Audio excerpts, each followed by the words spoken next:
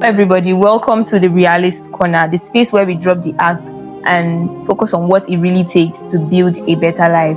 My name is 𝗥𝗲𝗍𝗶, and I'm here with Silas Abanka to share this conversation. Okay, so thank you. It's an honor to share my school of thought with us all today. Thank you very much. So we are expected to get an education, learn a skill, or even think outside the box. But how does this really translate to paying the bills, finding purpose, and thriving in real world? So that is what today's conversation is all about. So let's dive right in already. Education is oftentimes boxed into the four walls of a school. So Sir Silas, what do you think about this? Okay, so I don't believe that education should be boxed to the four walls of a school because education is a process of learning, acquiring knowledge, and then being able to share that knowledge effectively.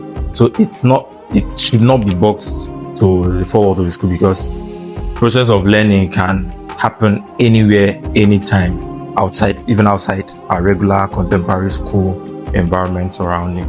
Wow, amazing. I like the fact that you said learning can take place anywhere other than a classroom or a school, which is something I also strongly believe, and I feel a lot of people have forgotten that particular concept. Education doesn't end in a school, and education doesn't end in a classroom. So moving forward, from your experience, Silas, how would you say learning has shaped a person's ability to navigate through everyday challenge? Thank you. So the question is, how does learning helps me or somebody out there, people watching this video now, how does learning help them navigate through life challenges? And life challenges is never ending. The problems of life is never ending. It comes on a daily basis. And for me as a person, how I've been able to overcome life challenges is first understanding that the cradle of learning, which is the ability to effectively communicate. That is the essence of why we learn. That is the primary reason why you and me learn. That's why we went to school, to effectively communicate. And this, like I say, as a person, the skill of learning how to effectively communicate, learning how to effectively interact.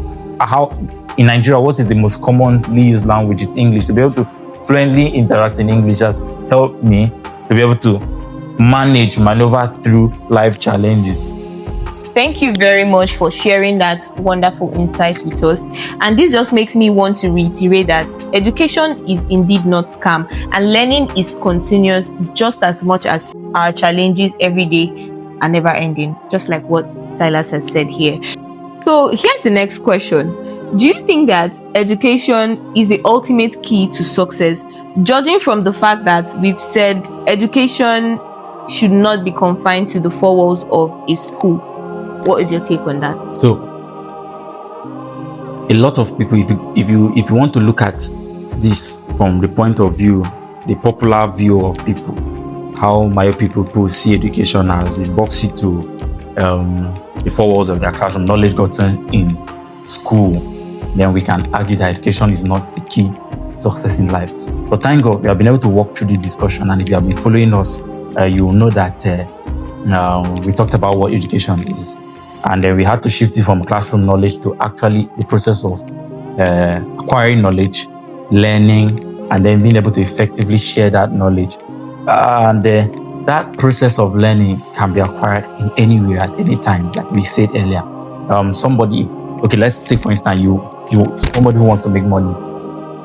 You look at the fields that are currently viable enough to give you the funds you need. We look at blogging, we look at trading, we look at real estate, we look at agriculture, we look at different fields. To be able to effectively harness the potential that those fields have, you must have gone through the process of learning, which is educating yourself. So that, from what I've said, I believe that education is the key to life success. All right. So I like the fact that you boldly debunk the idea that education confined to the four walls of a school is not the key to success, but education as it should be is absolutely the key to life's success. So can you share a specific experience where education has actually shifted you from where you used to be to the point where you are now? Okay, so there's this experience I had.